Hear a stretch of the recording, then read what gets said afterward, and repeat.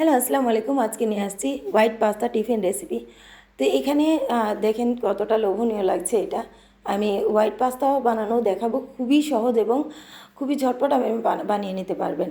তারপরে এখানে আমি টিফিনে প্যাক করছি। তারপরে এখানে আমি নিয়েছি একটু পাতাকপি, একটু ফুলকপি দিয়ে তারপরে পাস্তাটাও দিয়ে দিলাম। দিয়ে এখানে আমি পাস্তাটা বয়েল করে নিব। পাস্তাটা দিয়ে দিলাম। আমি ফুলকপি পাতাকপি আগে দিলাম, তারপরে পাস্তা দিয়েছি 1 কাপ। তারপরে এখানে দেখেন আমি 5-6 মিনিট পরে আমি ঢাকনাটা খুলে আমি এখানে পাস্তাটা আমি ছেঁকে নিয়েছি।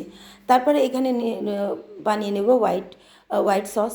তো প্রথমে এখানে দিয়ে দিলাম রসুন, তারপরে দিয়ে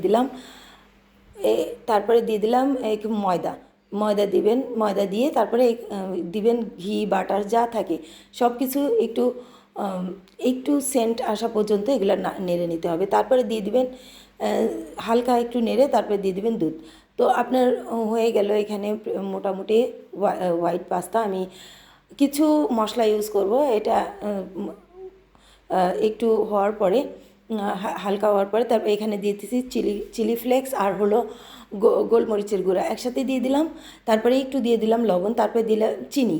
তারপরে এখানে আমি ম্যাগি মশলাটা ইউজ করেছি, কারণ ম্যাগি মশলা ইউজ করলে এই পাস্তার ফ্লেভারটা অনেক সুন্দর আসে। তারপরে এখানে দিয়ে দিলাম ওই ছেঁকে রাখা পাস্তাগুলি দিয়ে তারপর ভালোভাবে আমি এটাকে নেড়ে নেব।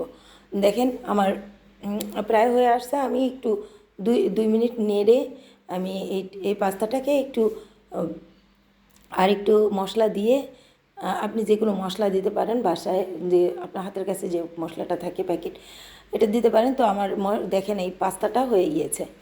তো কতটা দেখতে কতটা লোভনীয় লাগছে দেখেন। তো আমি এই টিফিনে দিয়ে দিব। তো কেমন লাগলো আমার এই ঝটপট পাস্তা রেসিপি? টিফিনে লাইক দেবেন, শেয়ার দেবেন।